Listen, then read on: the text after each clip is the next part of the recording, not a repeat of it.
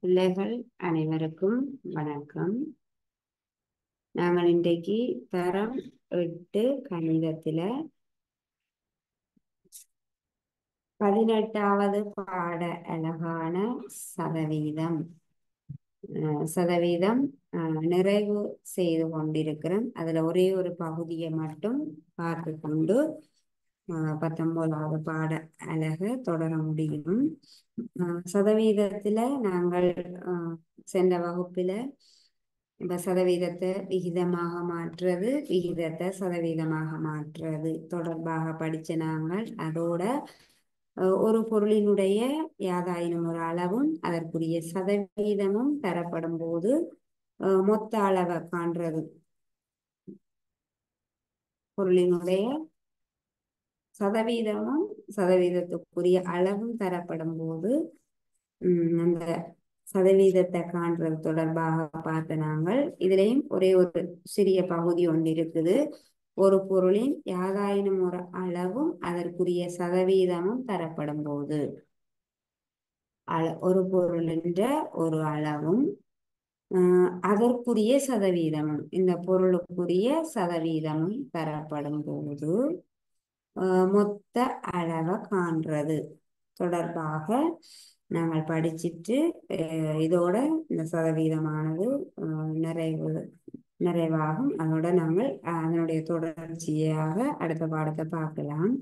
அப்ப இதுல பாருங்க, நாங்கள் உதாரணமாக ஒரு கேள்வி செய்வோம். ஒருவரின்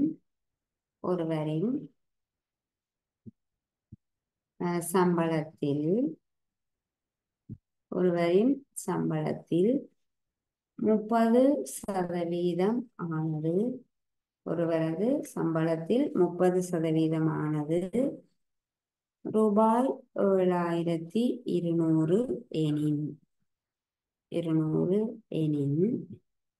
அவரது சம்பளம் யாது?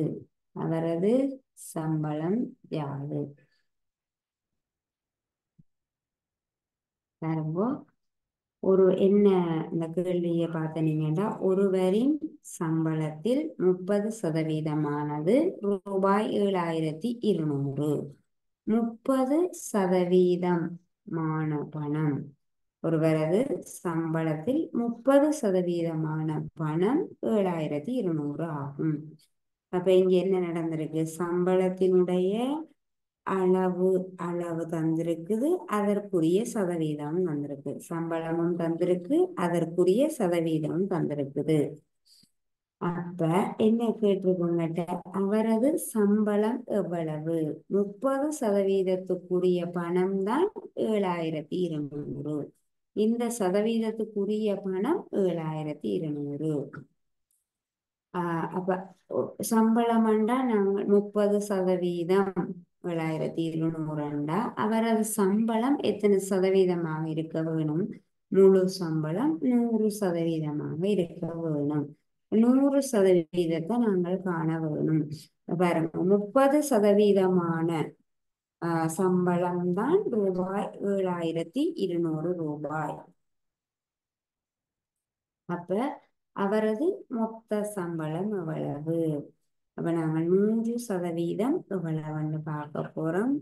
பாருங்க, 30% பணம் சமன் ரூபாய் 7200. என்ன செய்யலாம்? 100% காண்றது 30% 7200 ரூபாய். நாங்கள் 100% காண வேணும். அப்போ 1% காணுவோம். இப்ப 5 பேனைகளின் விலை 50 ரூபாய். 5 பேனைகளின் விலை 50 ரூபாய்.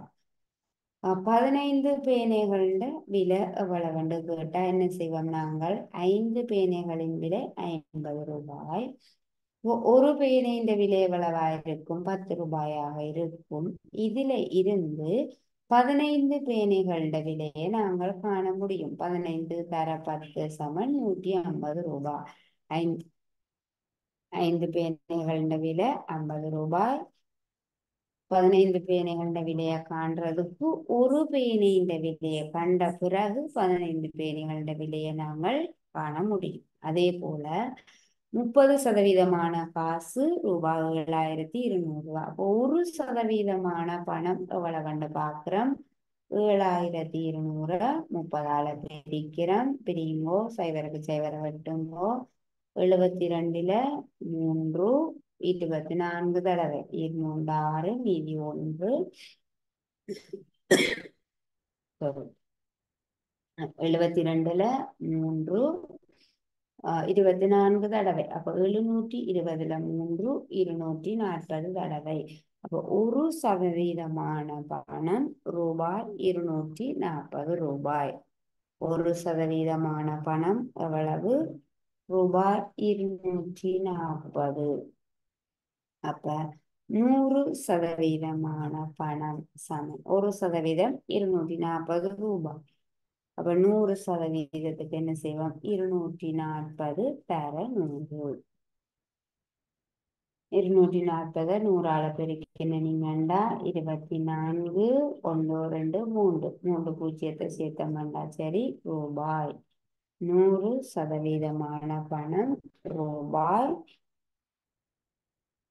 24,000. 24,000. அப்ப ஒரு அளவும் சதவீதமும் தரப்படும் போது அளவுக்குரிய சதவீதம், இந்த பணத்திற்குரிய சதவீதம் தரப்பட்டிருக்குது. நாங்கள் முழு சதவீதத்தை காண வேணும், மொத்த பணத்தை காண வேணும். அப்ப என்ன செய்யறது? 30% பணம் 7200 ரூபாய். அப்ப 100% பணத்தை நாங்கள் காண வேணும். 1% பணம் எவ்வளவுன்னு பார்க்கிறோம். 7200 30ஆல வகுக்கிறோம் 240 ரூபாய். அப்போ 1% 240 ரூபாய் என 100% காண்றதுக்கு 240 100ஆல பெருக்கி 24,000 என நாங்கள் கண்டிருக்கிறோம்.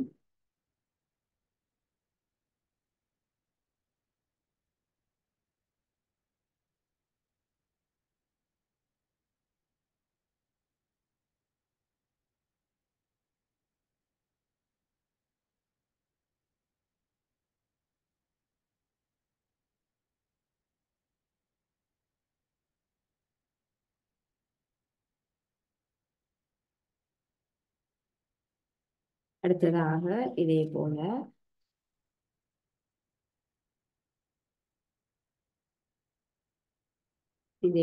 இன்னும் ஒரு கேள்வி பார்த்துட்டு இந்த பாடத்தை நாங்கள் நிறைவு செய்யலாம்.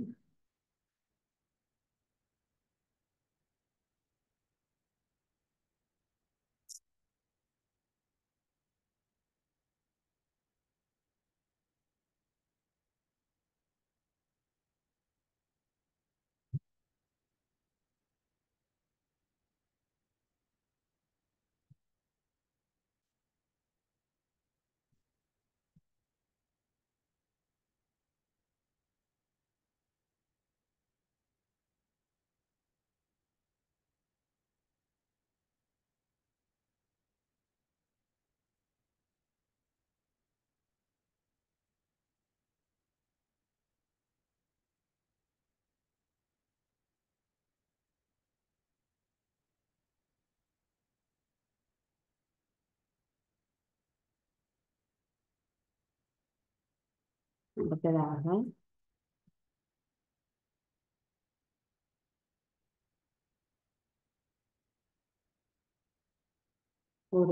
இன்னொரு கேள்வி மட்டும் செய்யலாம். ஒரு ஒரு நிறுவனத்தில் பணிபுரியும்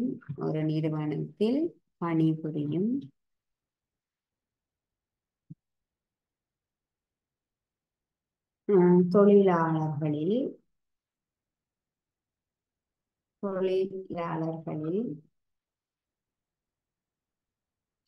40% பெண்கள் ஆவார்.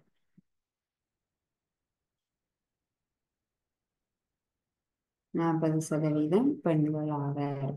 ஒரு நிறுவனத்தில் பணிபுரியும் தொழிலாளர்களில் 40% பெண்கள்.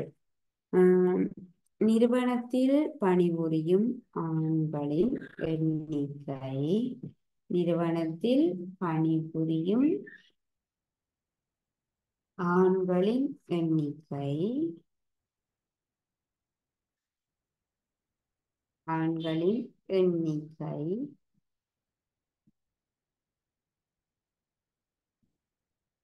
75 ஆயின் 75 ஆயின் மொத்த தொழிலாளர்களின் எண்ணிக்கை யாது? மொத்த தொழிலாளர்களின் எண்ணிக்கை யாது?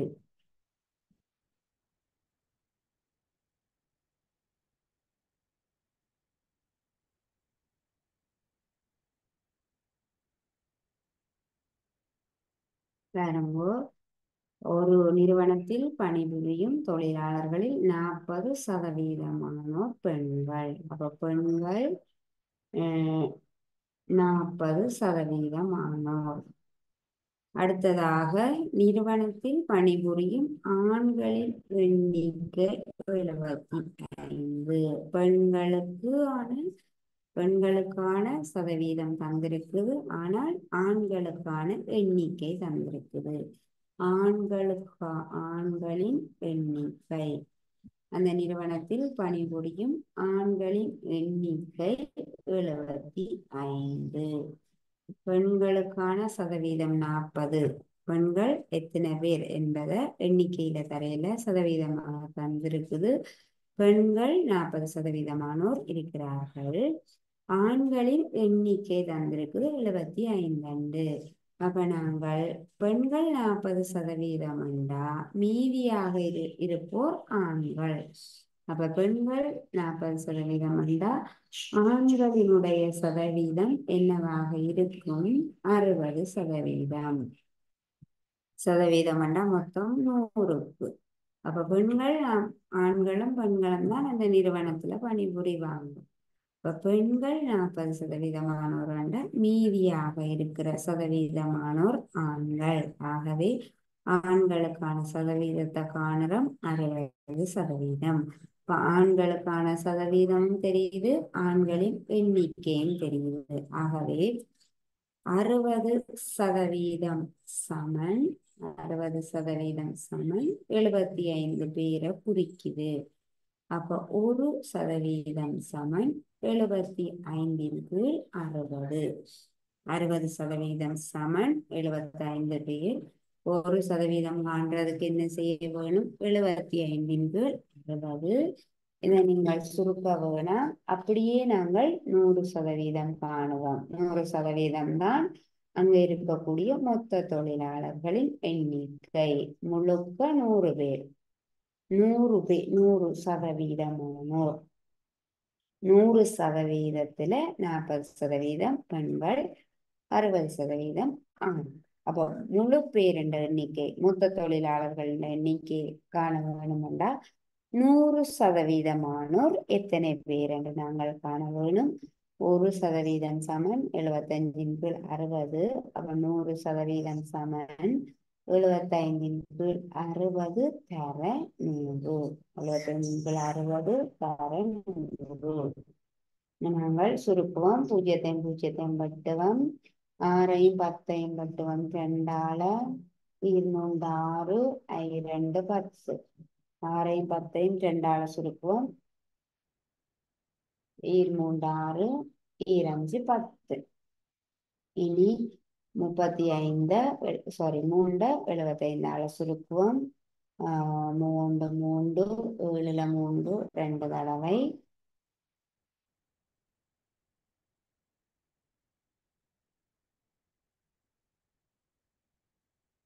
3 2 தடவை. மீதி 1 5. 25. 75-ல 3 25 தடவை. 25 3 75. 25 தர 5. 25-யும் 5-யும் பெருக்கினோம்னா 125 பேர். 125 பேர். நிறுவனத்தில் பணிபுரியும் மொத்த தொழிலாளர்களின் எண்ணிக்கை 125 பேர்.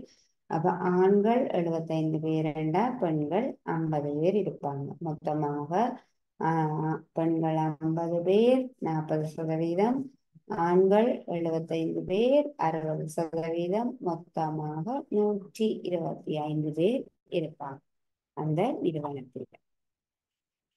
இதை நீங்கள் எழுதிக் கொள்ளலாம்.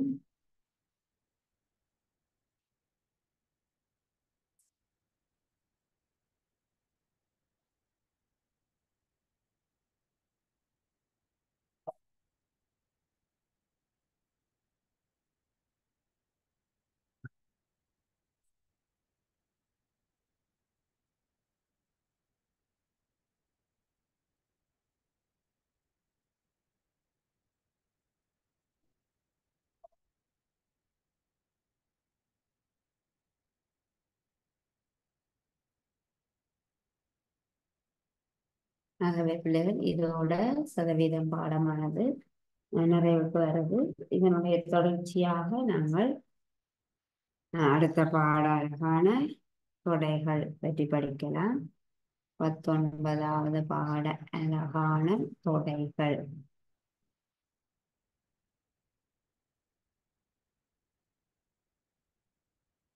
தரமட்டு கணிதத்தில 19வது பாட அழகான தொடைகள் பற்றி பார்ப்போம். தொடைகள், தொடை அப்படி என்ன இன்னும், அதாவது நிச்சயமாக கூறக்கூடிய 3 விஷயங்கள் இருக்க வேணும். நிச்சயமாக கூறக்கூடிய, வேறுபடுத்தி இனங்காணக்கூடிய, வேறுபடுத்தி இனங்காணக்கூடிய ஒரு கூட்டம் அல்லது ஒரு தொகுதியைத்தான் நாங்கள் என்ன சொல்லுவோம், தொடை என்று சொல்லுவோம். தொடைகள் அப்படி என்றால் என்ன, நிச்சயமாக கூறக்கூடியதாக இருக்க வேணும், எல்லாவற்றிலையும் இருந்து வேறுபடுத்தி இனங்காணக்கூடியதாக இருக்க வேணும், அதே நேரம் ஒரு கூட்டமாக இருக்க வேணும். இந்த 3 விஷயங்களையும் உள்ளடக்கி இருக்க வேணும். நிச்சயமாக கூறக்கூடிய, வேறுபடுத்தி இனங்காணக்கூடிய ஒரு தொகுதி அல்லது ஒரு கூட்டத்தை தான் நாங்கள் தொடைகள் என்று சொல்லுவோம். தொடைகள் என்னும்போது ஒரு தொடைய எழுத வேண்டும் என்றால் நாங்கள் ஒரு ஆங்கில பெரிய எழுத்தை பயன்படுத்துவோம். ஒரு தொடை ஒன்று எழுதுவோம். பி சமன் ஒன்றிற்கும் 20க்கும் இடையிலுள்ள சதுர எண்கள். 1க்கும் 20க்கும் இடையிலுள்ள சதுர எண்கள். சதுர எண்கள். ஒரு தொடையை நாங்கள் உதாரணமாக எழுதியிருக்கிறோம். ஒரு தொடை ஒன்று எழுதியிருக்கிறோம் பாருங்கோ. தொடையை நாங்கள் குறிக்கும் போது ஒரு ஆங்கில பெரிய எழுத்தை பயன்படுத்துவோம். இரட்டை அடைப்புக்குள்ளதான் நாங்கள் நிச்சயமாக தொடையை எழுதுவோம். 1க்கும் 20க்கும் இடையிலுள்ள சதுர எண்களை நாங்கள் ஒரு தொடையாக எழுத முடியும். ஏனென்றால் 1 தொடக்கம் நாங்கள் எண்கள் தெரியும் உங்களுக்கு. 1 தொடக்கம் அப்படியே எண்ணிக்கொண்டு போறோம்.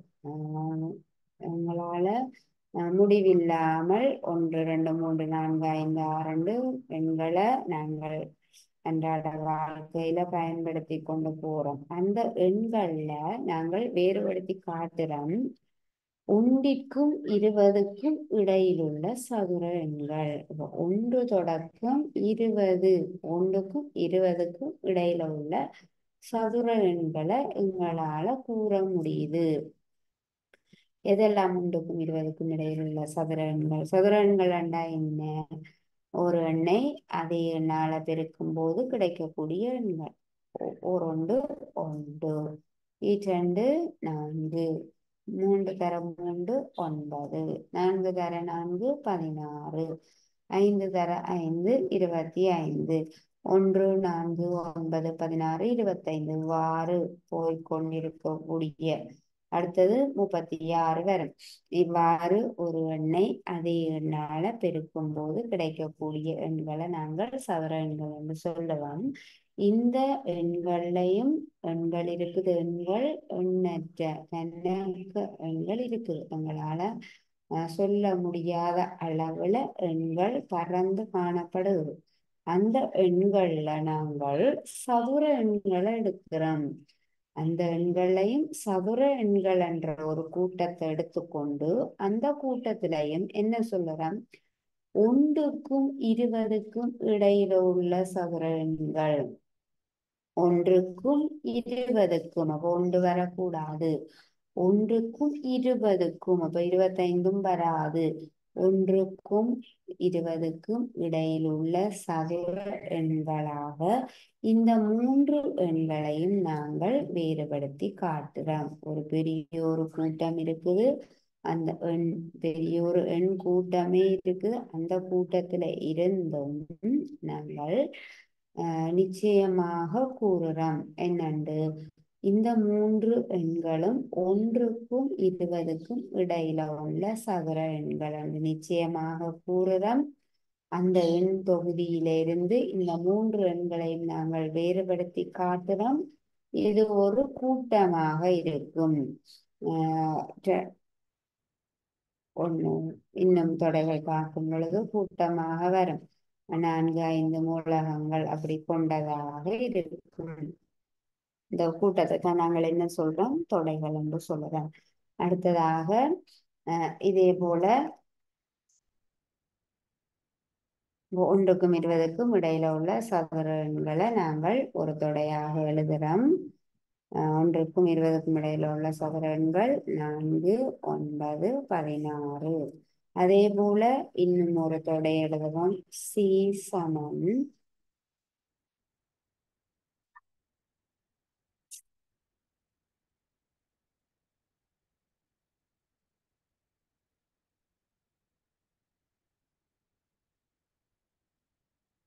வானவில்லின் நிறங்கள்.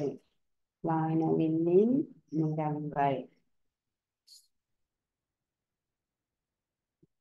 வானவில்லின் நிறங்கள் என்ற ஒரு தொடையை நாங்கள் எடுத்திருக்கிறோம். இந்த தொடையினுடைய மூலகங்கள், இந்த தொடைக்குள்ள வரக்கூடிய அந்த கூட்டத்தை நாங்கள் பெயரிடுறோம். வானவில்லி நிறங்களாக ஊதா, கருநீலம், நீலம்,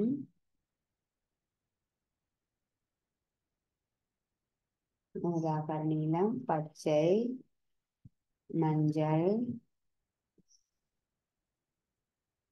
நீலம், செம்மஞ்சள், சிவப்பு, நன்னீலம் பாவிக்கலாம். 1, 2, 3, 4, 5, 6, 7 வானவில்லி நிறங்கள் 7. ஊதா, கருநீலம், பச்சை, மஞ்சள், நீலம், செம்மஞ்சள், சிவப்பு. அப்ப எத்தனையோ வகையான நிறங்கள் இருக்குது. அவ்வளவு நிறங்கள்ல இருந்தும் நாங்கள் நிச்சயமாக இந்த 7 நிறங்களையும் வேறுபடுத்தி காட்டுறோம். இவை வானவில்லின் நிறங்கள். இந்த 7 நிறங்களையும் நாங்கள் நிச்சயமாக கூற முடியும், இவை வானவில்லின் நிறங்கள் தான் அப்படி என்று. ஆகவே இவ்வாறு நிச்சயமாக வேறுபடுத்தி இனங்காணக்கூடிய ஒரு தொகுதியைத்தான் நாங்கள் தொடைகள் என்று சொல்லுவோம். இப்ப 2 தொடையில எழுதியிருக்கிறோம். தொடை பி சமன் 1க்கும் 20க்கும் இடையில உள்ள சதுர எண்கள் எழுதியிருக்கிறோம். தொடை சி சமன் இந்த வானவில்லின் நிறங்களை எழுதியிருக்கிறோம். அப்ப இந்த தொடைக்குள்ள இருக்கிறது, தொடை பிக்குள்ள இருக்கிறத நாங்கள் என்ன சொல்லுவோம், இந்த பி என்ற தொடையில உள்ள மூலகங்கள். தொடை பி என்னென்று எடுத்திருக்கிறோம், 1க்கும் 20க்கும் இடையில் உள்ள சதுர எண்கள். இந்த தொடை பியினுடைய மூலகங்கள் தான் யாரெல்லாம், 4, 9, 6. ஒரு தொடையில இருக்கக்கூடிய மூலகங்களை நாங்கள் எப்படி எழுதுவோம், இடைவெளி விட்டு காற்புள்ளி இட்டு கமா போட்டு எழுதுவோம். கமா போட்டு எழுதுவோம். பாருங்க 4,9,16 காற்புள்ளியை பயன்படுத்தி தான் ஒரு தொடையில இருக்கக்கூடிய மூலகங்களை எழுத முடியும். ஆகவே 4,9,16 என்பவை இந்த தொடை பியினுடைய மூலகங்கள். தொடை பி இந்த தொடை பி ஆக இருக்கிற தொடையினுடைய மூலகங்கள் தான் 4, 9, 16. அதே போல இந்த தொடை சியினுடைய மூலகங்கள் தான் இந்த 7 நிறங்களும் ஊதா, கருநீலம், பச்சை, மஞ்சள், நீலம், செம்மஞ்சள், சிவப்பு. இந்த 7 நிறங்களும் தொடை சியினுடைய மூலகங்கள் ஆகும். தொடை சியினுடைய மூலகங்கள் ஆகும். இப்ப பாருங்கோ, ஆகவே இதுல இருந்து நாங்கள் இனி தொடைக்காக குறியீட்டை பயன்படுத்த போறோம். இந்த தொடையினுடைய குறியீட்டை தொடையில இந்த மூலகங்களை எழுதும் பொழுது நாங்கள் குறியீட்டை பயன்படுத்த போறோம். அதாவது 4, 9, 16 இவை எல்லாமே தொடை பியினுடைய மூலகங்கள். ஆகவே நாங்கள் 4 என்பது தொடை பியினுடைய மூலகம் ஆகும் என்பதை குறியீட்டு வடிவில எழுதி காட்ட போறோம். என்ன மாதிரி என்றால் 4 ஆனது தொடை பியின் மூலகம் ஆகும். இந்த மூலகங்கள் 4, 9, 16. 4 ஆனது தொடை பியின் மூலகம் ஆகும் என்பதை குறியீட்டுல நாங்கள் எப்படி எழுதி காட்ட போறோம். 4 இப்படி போட்டு மாதிரி போட்டு வளைஞ்சை கொஞ்சம் வளைச்சு போட்ட மாதிரி 4 தொடை பியினுடைய மூலகம் ஆகும் என்பதற்காக நாங்கள் பயன்படுத்தக்கூடிய குறியீடு இது.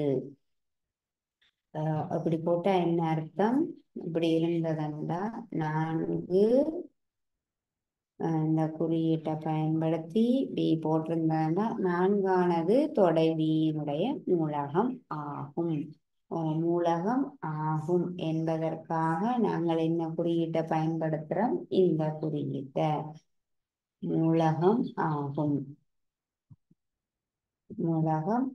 மூலகம்தான் என்பதற்காக நாங்கள் பயன்படுத்தக்கூடிய குறியீடு இவ்வாறு இந்த குறியீட்டை பயன்படுத்துகிறோம்.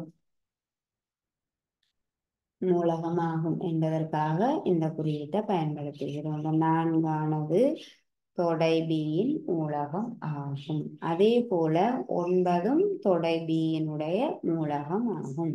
9 தொடை பியின் மூலகம்தான். அப்ப இதுக்கும் இதையும் நாங்கள் குறியீட்டில் என்னென்று எழுதலாம்? 9 பி தொடை பியினுடைய மூலகம் ஆகும். அப்படி இந்த குறியீட்டை பயன்படுத்தினா மூலகம் ஆகும். அதே போல 16 இந்த தொடை பியினுடைய மூலகம் ஆகும். ஆகவே 16 மூலகமாகும் தொடை பியினுடைய 16 தொடை பியின் ஒரு மூலகம் ஆகும். மூலகம் ஆகும் என்பதற்காக நாங்கள் இவ்வாறு அமைந்த குறியீட்டினை பயன்படுத்துகிறோம். இந்த குறியீடு போட்டா என்ன அர்த்தம்? மூலகம் ஆகும் என்பதற்காக நாங்கள் பயன்படுத்தக்கூடிய குறியீடு தான் இது. இவ்வாறே இப்ப பாருங்க, இந்த தொடையில 4 ஒரு மூலகம், 9 ஒரு மூலகம், 16 ஒரு மூலகம். இந்த தொடை பியில உள்ள மூலகங்கள் இவை 3. அதே நேரம் இந்த தொடை பிக்குள்ள 7 ஒரு மூலகமாக இருக்குமா? நாங்கள் இப்படி எழுத முடியுமா? 7 தொடை பியினுடைய மூலகம் ஆகும் என்று நாங்கள் எழுத முடியுமா? தொடை பியில மொத்தம் 3 மூலகங்கள் தான் இருக்கு. 4, 9, 16. 4 பியின் மூலகம் ஆகும், 9 பியின் மூலகம் ஆகும், 16 பியின் மூலகம் ஆகும் என்று எழுதிட்டு. ஆனால் நாங்கள் இப்படி எழுத முடியுமா? 7 பியின் மூலகம் ஆகும் என்று எழுத முடியுமா? இல்லை. ஆகவே நூலகம் இல்லை என்பதற்காக நாங்கள் என்ன குறியீட்டை பயன்படுத்துகிறோம்? அந்த மூலகம் ஆகும் என்ற குறியீட்டை போட்டு ஒரு வெட்டு வெட்டுறோம். அப்படி என்ன அர்த்தம்? 7 பியினுடைய மூலகம் இல்லை. மூலகம் ஆகும் என்பதற்காக நாங்கள் இந்த குறியீட்டை பயன்படுத்துகிறோம். மூலகம் அன்று. மூலகம் அன்று என்றால் மூலகம் இல்லை. மூலகம் இல்லை என்பதற்காக நாங்கள் இந்த குறியீட்டை பயன்படுத்துகிறோம். மூலகம் அன்று. மூலகம் இல்லை என்பதற்காக நாங்கள் இந்த எவ்வாறு மூலகமாகும் அந்த குறியீட்டை போட்டு ஒரு வெட்டு வெட்டுறோம். இந்த குறியீட்டினை பயன்படுத்துகிறோம். ஆகவே அதே போல ரெண்டும் இதுல மூலகம் இல்லை, பி ரெண்டும் பியினுடைய மூலகம் இல்லை. ஆகவே நாங்கள் இப்படி எழுதலாம். 7 பியின் மூலகம் இல்லை, 2 பியினுடைய மூலகம் இல்லை. மூலகம் இல்லை என்பதற்காக இந்த குறியீட்டினையும் மூலகம் ஆகும் என்பதற்காக இந்த குறியீட்டினையும் நாங்கள் பயன்படுத்துகிறோம். ஆகவே பிள்ளைகள் தொடையினுடைய குறியீடு, தொடைக்கு நாங்கள் தொடைகள் படிச்சிருக்கிறோம். தொடைகளை எப்படி எழுத வேணும் எங்களுக்கு தெரியும். தொடைகள் எழுதும்போது இப்படி இரட்டை அடைப்புகளை எழுதுவோம். ஒரு தொடைய சொற்களில விவரிச்சு எழுதியிருக்கிறோம். ஆங்கில பெரிய எழுத்தால குறிச்சு காட்டி இருக்கிறோம். இரட்டை அடைப்புக்குள்ள எழுதியிருக்கிறோம். அதே போல இந்த தொடையினுடைய மூலகங்களையும் நாங்கள் எப்படி எழுத வேணும்? இந்த தொடையினுடைய மூலகங்கள் தான் தொடை பியின் மூலகங்கள். ஆகவே தொடை பி சமன் மூலகங்களையும் நாங்கள் இரட்டை அடைப்புக்குள்ள கார்புள்ளியை பயன்படுத்தி எழுதுவோம். கமா போட்டு எழுதுவோம். அப்ப எழுதும் போது தொடை பியின் மூலகங்கள் 4, 9, 16 ஆகும் என்று எங்களுக்கு தெரியும். இதை நாங்கள் குறியீட்டு வடிவில் எழுதும் போது 4, 9, 16 ஆகியவை மூலகமாக இருப்பதனால், தொடை பியினுடைய மூலகங்களாக இவை இருப்பதனால் இவற்றை நாங்கள் குறியீட்டில் எழுதி காட்டுறோம். 4 ஒரு மூலகமாகும் தொடை பியில். 4 4ஆனது பியின் மூலகம் ஆகும். 9ஆனது பியின் மூலகம் ஆகும். 16ஆனது பியின் மூலகம் ஆகும் என்று எழுதியிருக்கிறோம். மூலகம் ஆகும் என்பதற்காக குறியீட்டை பயன்படுத்தி எழுதி காட்டியிருக்கிறோம். அதே போல மூலகம் இல்லை, மூலகம் அன்று என்பதற்காக நாங்கள் இந்த குறியீட்டினை பயன்படுத்துகிறோம். 7ம் 2ம் இந்த தொடையினுடைய மூலகங்களாக இல்லை. இந்த பிராக்கெட்டுக்குள்ள வரையில்லை. 7ம் 2. ஆகவே 7 பியினுடைய மூலகம் அன்று, 2 பியின் மூலகம் அன்று என்பதற்காக நாங்கள் இந்த குறியீட்டினை பயன்படுத்துகிறோம். மூலகமாகும் என்றால் இந்த குறியீடும் மூலகம் அன்று என்பதனால் இந்த குறியீடும் குறித்து காட்டப்படுகிறது.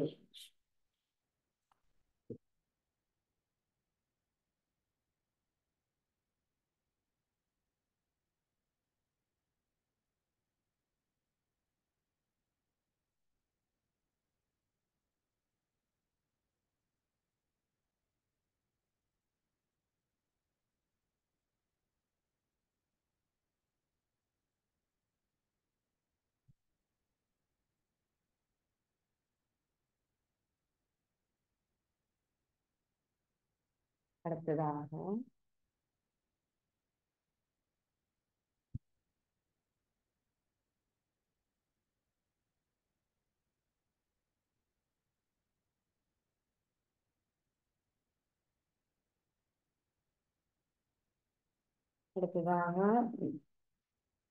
வாசிக்கும் பெறப்பட்டவற்றை வாசிக்கும் முறையை கேள்வி செய்வோம். பின்வருவனவற்றை வாசிக்கும் முறையை எழுதுக.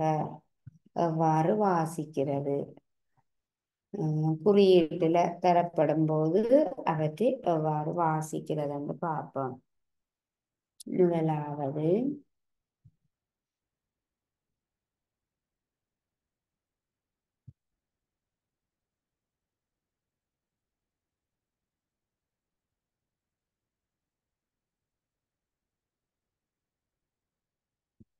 கத்தரிக்காய்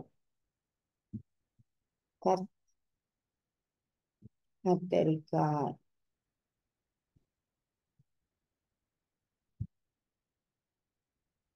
இப்படி தந்திருக்குது. கத்தரிக்காய் போட்டு குறியீட்டை பயன்படுத்தி இருக்குது. பழங்கள்னு போட்டிருக்குது. கத்தரிக்காய் பழங்கள் தொடை வந்து இரட்டை அடைப்புக்குள்ள எழுத வேணும்.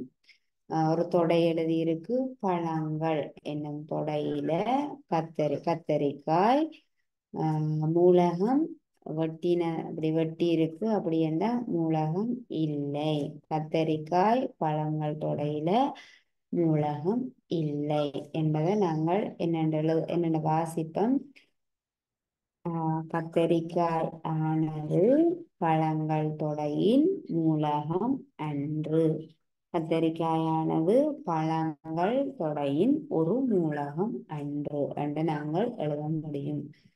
கத்தரிக்காய் ஆனது வாசிக்கும் முறையை எழுதலாம். கத்தரிக்காய் ஆனது இது ஒரு மூலகம், இது குறியீடு, இது ஒரு தொடை. கத்தரிக்காய் என்னும் மூலகமானது பழங்கள் என்னும் தொடையில் உள்ள மூலகம் இல்லை என்று குறியீட்டுல வந்திருக்குது. வாசிக்கும் முறையை நாங்கள் எழுதலாம். கத்தரிக்காய் ஆனது பழங்கள் தொடையும்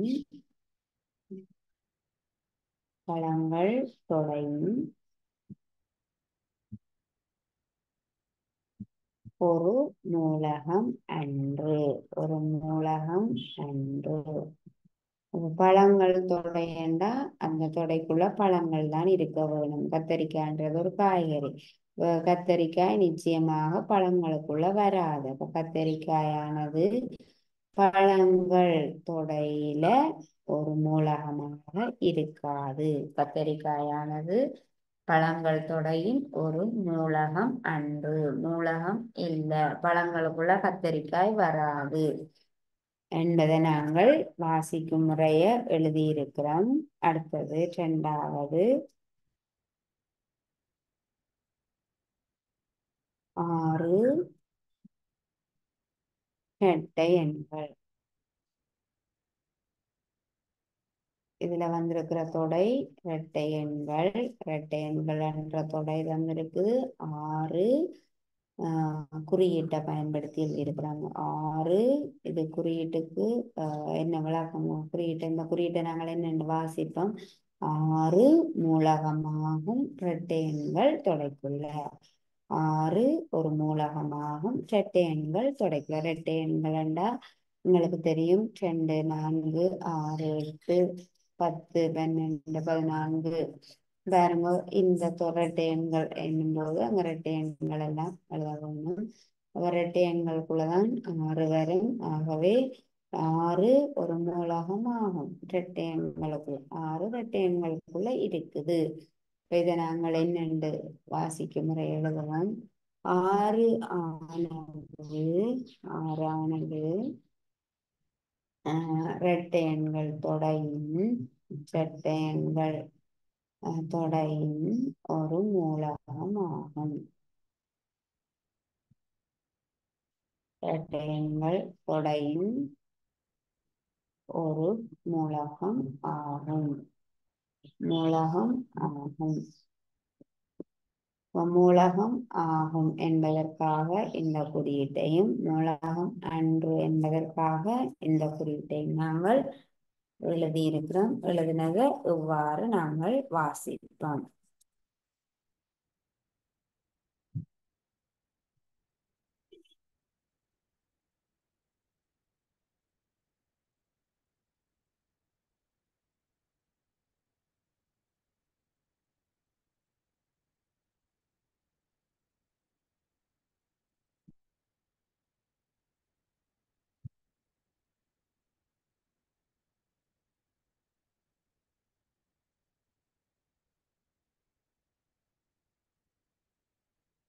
அடுத்ததாக குறியீட்டை பயன்படுத்தி எழுதலாம். இரண்டாவது உகந்த குறியீட்டை இடுக. உகந்த குறியீட்டை குறியீட்டை இடுக. சரியான குறியீட்டை இட போறோம். குறியீடு இந்த ரெண்டு குறியீடுகளையும் பயன்படுத்த போறோம். ரெண்டுலையும் சரியான குறியீட்டங்கள் நிரப்ப வேண்டும். உகந்த குறியீட்டை இடுக. ரெண்டு குறியீடுகளையும் சரியான குறியீட்டை எழுதலாம். 13 முதன்மை எண்கள்.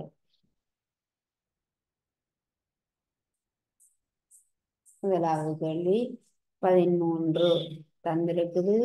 முதன்மை எண்கள் என்ற தொடைய தந்திருக்குது. 13 முதன்மை எண்களுக்குள்ள வந்தால் 13 முதன்மை எண்களுக்குள்ள வந்தால் 13 முதன்மை எண்கள் தொடைந்த மூலகமாக இருக்கும். இருந்தால் நாங்கள் இந்த குறியீட்டை இடுவோம், இல்லாட்டி மற்ற குறியீட்டை இடுவோம். இப்ப 13 ஆனது முதன்மை எண்ணா இல்லையா? 13 முதன்மை எண்கள் தொடைக்குள்ள வருமா வராதா? முதன்மை எண்கள் எழுதுவோம். 1 முதன்மை எண்ணும் இல்லை, சேர்த்தி எண்ணும் இல்லை. 2 3 5 7 11 3 4 சேர்த்தியன் 5 6 சேர்த்தியன் 7 முதன்மையன் 8 9 10 சேர்த்தியன் 11 முதன்மையன் 13 15 16 17 19 1 தொடக்கம் 20 வரையான முதன்மை எண்கள் எழுதியிருக்கிறோம். 2 3 5 7 12 13 17 19 13 ஒரு முதன்மை எண் ஆகும். ஆகவே 13 ஒரு முதன்மை எண். அப்ப 13 முதன்மை எண்கள் தொடைக்குள்ள ஒரு மூலகமாக இருக்கும்.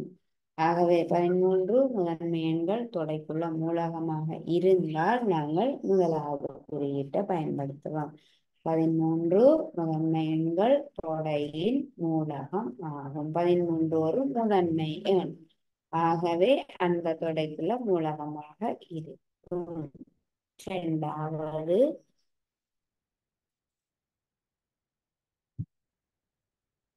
15 15 4 மடங்குகள். 15 தந்திருக்குது, 4 மடங்குகள் இன்னும் தொடைய தந்திருக்குது. இப்ப 15 4 மடங்காக இருந்தால் நாங்கள் ஆகும் என்ற குறியீட்டை பயன்படுத்த வேண்டும், இல்லாட்டி இல்லை என்ற குறியீட்டை பயன்படுத்துவோம். 15 4 மடங்குகள் எழுதுவோம். 4 8 12 16 20 என்று போய்கொண்டு 4 8 12 4 4ஆக போய்கொண்டிருக்குது. அப்ப 15 4 மடங்கு இல்லை. ஆகவே 15 4 மடங்குகள் எனும் தொடையின் மூலகமாக இருக்காது. அப்ப மூலகம் இல்லை என்பதற்காக நாங்கள் இந்த குறியீட்டை பயன்படுத்துவோம். 15 4 மடங்குகள் எனும் தொடையின் மூலகம் இல்லை, மூலகம் அன்று, மூலகமாக இருக்காது. அதே போல நீலம் நீலம் வானவில்லின் நிறங்கள். வானவில்லின் நிறங்கள். நீலம் வானவில்லின் நிறங்கள் 7 இருக்குது. அதுல நீலம் ஒன்றாக இருக்குமா இருக்காதான்னு பார்க்கிறோம். நீலம் வானவில்லின் நிறமா இல்லையா? வானவில்ல இருக்கக்கூடிய நிறங்கள்ல நீலம் இருக்குமா இருக்காதா? அப்ப நீலம் வானவில்லின் நிறங்களுள் ஒன்று. ஆகவே நீலம் வானவில்லின் நிறங்கள் எனும் தொடையின் மூலகம் ஆகும். மூலகமாகும் என்பதற்காக நாங்கள் இந்த குறியீட்டை பயன்படுத்துவோம். நீலம் வானவில்லின் நிறங்கள்ல ஒன்று. ஆகவே நீலம் வானவில்லின் நிறங்கள் என்னும் தொடையின் மூலகம் ஆகும். ஆகவே பிள்ளைகள், நாங்கள் இன்றைக்கு இதுவரை தொடைகள்ல மூலகமாக இருக்குமா, தொடையில மூலகம் ஆகும் என்பதற்காகவும் மூலகம் இல்லை என்பதற்காகவும் குறியீட்டை பயன்படுத்துவது தொடர்பாக படித்த நண்பர்கள்.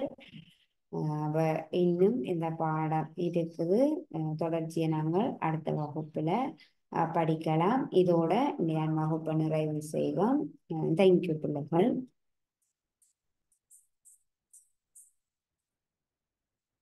Thank you sir.